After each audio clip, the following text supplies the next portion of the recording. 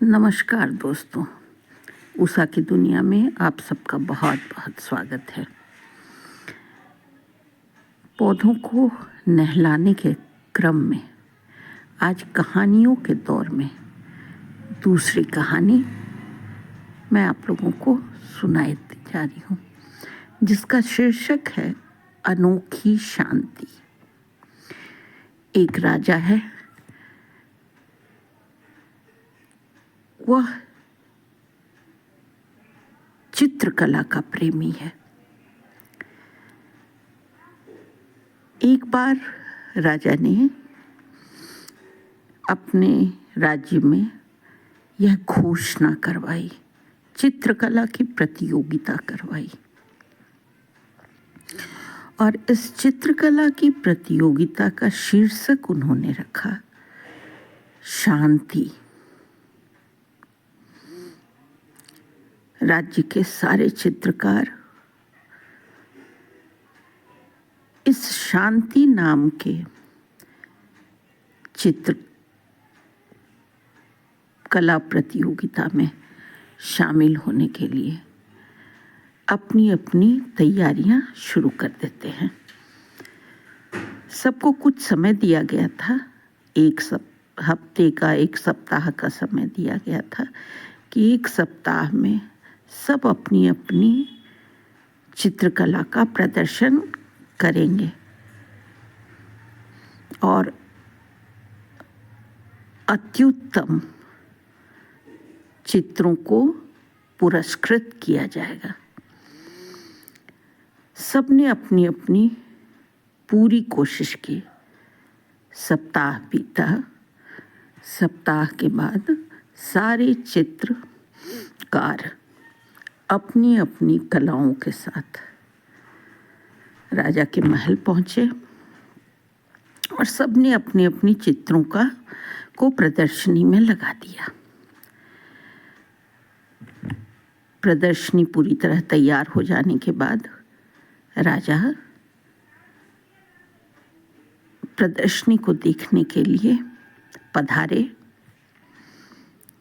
एक एक करके बहुत ही बारीकी से सभी चित्रों को देखते हुए राजा आगे बढ़ते जा रहे थे।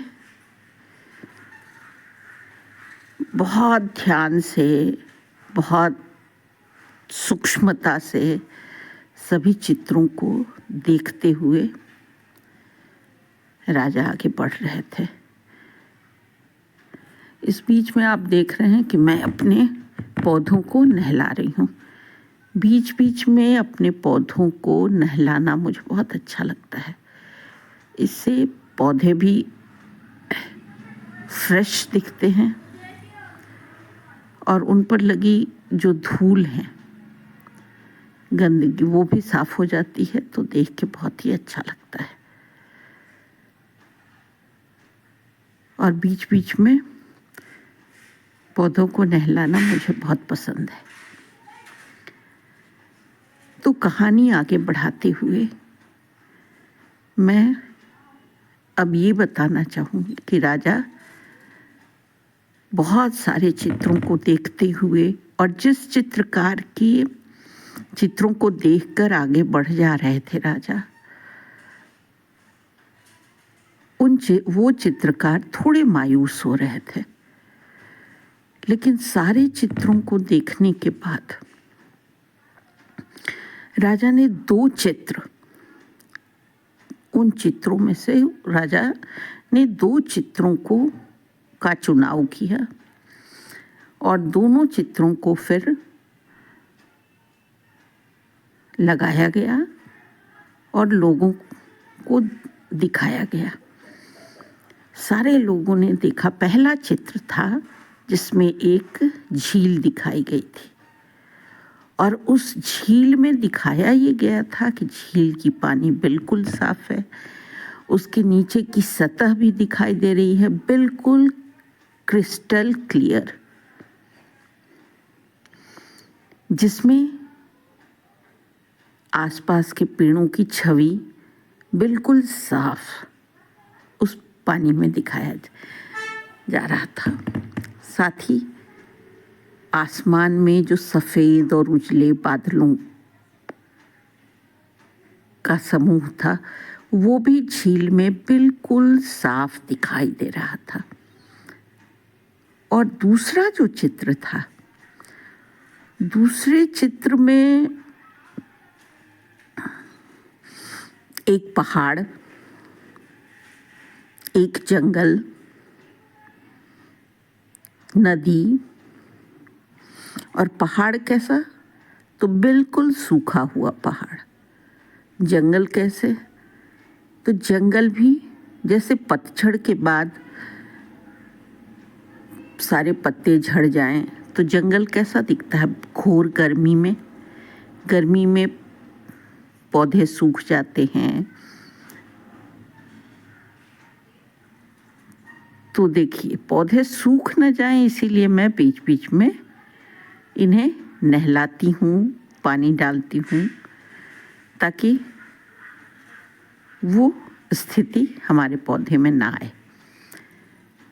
तो वहाँ जंगल में यही था, जंगल बिल्कुल सूखा हुआ जंगल, और पहाड़ के ऊपर काले घनघोर बादल, तेज बारिश और बहुत तेज बारिश के कारण नदियों का पानी उफान पे था।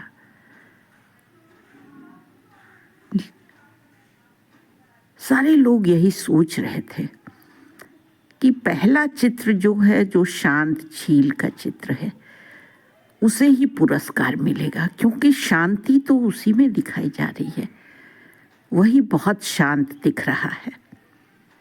और दूसरे चित्र में सबको तो शांति नहीं, अशांति, शोर, यही सब दिख रहा था। सारे लोग आपस में यही चर्चा कर रहे थे कि अरे देखना, पहला चित्र ही पुरस्कृत होगा। राजा चित्र प्रदर्शनी का परिणाम सुनाने वाले थे। उन दोनों चित्रकारों की धड़कन बढ़ी हुई थी कि अब किसके चित्र को अच्छा चित्र घोषित किया जाएगा। और शांत झील वाले चित्र को देखकर उस चित्रकार और लोगों का, जैसा कहते हैं ना कि रुझान, परिणाम घोषित होने के पहले जो रुझान होता है, तो रुझान यही था कि पहला चित्र ही पुरस्कृत किया जाएगा। लेकिन थोड़ी देर के बाद राजा ने परिणाम घोषित किया, और उस परिणाम में राजा ने बताया कि ये जो दूसरा चित्र है वही सबसे अच्छा चित्र है। अनोखी शांति की तलाश मुझे जो थी वो इसी चित्र में मुझे दिखाई दे रही है। सारे लोग हैरान कि अरे ऐसा कैसे हो गया, दूसरे चित्र में तो अशांति, बर्बादी यही दिख रही है, तो ये चित्र अनोखी शांति का प्रतीक कैसे हुआ? तब राजा ने उस चित्र को ध्यान से, लोगों से यही कहा कि इस चित्र को ध्यान से देखो।